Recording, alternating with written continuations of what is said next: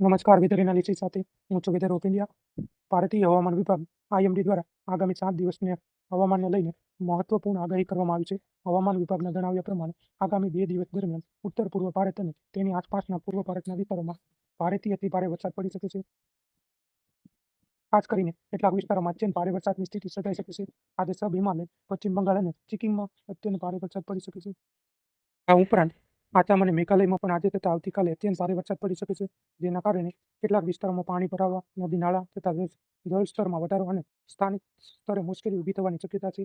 દક્ષિણ ભારતમાં પણ વરસાદનું જોર યથાવત રહેવાની છે. દક્ષિણ ભારતના કેરળ, કોસ્ટલ કર્ણાટક અને સાઉથ કોરિયન કર્ણાટકમાં પણ આજે ભારેથી અતિ ભારે વરસાદ થવાની શક્યતા છે. આગામી 3 દિવસ દરમિયાન પણ દક્ષિણ ભારતના કેટલાક વિસ્તારોમાં ભારે વરસાદી પ્રવૃત્તિ ચાલુ રહી શકે છે. હવામાન વિભાગની આગાહી મુજબ આગામી દિવસોમાં અરુણાચલ પ્રદેશ, નાગાલેન્ડ, મણિપુર, મિઝોરમ અને ત્રિપુરા જેવા ઉત્તર પૂર્વના રાજ્યોમાં પણ ભારે વરસાદ થઈ શકે છે. ઉત્તર ભારતમાં પણ વરસાદી માહોલ યથાવત રહે છે. હિમાચલ પ્રદેશ અને ઉત્તરાખંડ સહિત જમ્મુ કાશ્મીર, પંજાબ, હરિયાણા અને ઉત્તર પ્રદેશના કેટલાક વિસ્તારોમાં આગામી દિવસોમાં વરસાદની શક્યતા છે. ખાસ કરીને ઉત્તરાખંડ, હિમાચલ પ્રદેશ અને પશ્ચિમ ઉત્તર પ્રદેશમાં ભારે વરસાદની સ્થિતિ બની શકે છે. મધ્ય ભારત તરફ નજર કરીએ તો મધ્યપ્રદેશ, છત્તીસગઢ, પૂર્વ રાજસ્થાન અને ઝારખંડમાં પણ આગામી દિવસોમાં વરસાદી પ્રવૃત્તિ જોવા મળી શકે છે. પૂર્વ ભારતમાં પણ ચોમાસું સક્રિય રહી શકે છે. બિહાર, ઝારખંડ, બંગાળ, પશ્ચિમ બંગાળ અને ઓડિશામાં આગામી દિવસોમાં વરસાદની સંભાવના છે. કેટલીક જગ્યાએ ભારે વરસાદ પણ પડી શકે છે. ખાસ કરીને ઓડિશા અને બંગાળ, પશ્ચિમ બંગાળમાં વરસાદી સિસ્ટમ પ્રભાવથી વરસાદનું જોર વધી શકે છે. હાલ કઈ હવામાન સિસ્ટમ સક્રિય છે? તો કે હવામાન વિભાગના જણાવ્યા પ્રમાણે હાલમાં દેશના વિવિધ ભાગોમાં અનેક હવામાન સિસ્ટમ સક્રિય છે. પશ્ચિમ વિક્ષોભના કારણે ઉત્પન્ન ટ્રોપોસ્ફેરિક સ્તરે ટ્રફ લાઇન જોવા મળી રહી છે. ઉપરાંત હરિયાણા, ઉત્તર પ્રદેશ, રાજસ્થાન, ઉત્તર પશ્ચિમ બિહાર અને ઉત્તર પૂર્વ આસામની આસપાસ ચક્રવાતી પરિભ્રમણ સક્રિય છે. પશ્ચિમ મધ્ય બંગાળની ખાડી અને કોસ્ટલ આંધ્રપ્રદેશની આસામ આસપાસ પણ ચક્રવાતી પરિભ્રમણ જોવા મળી રહ્યું છે.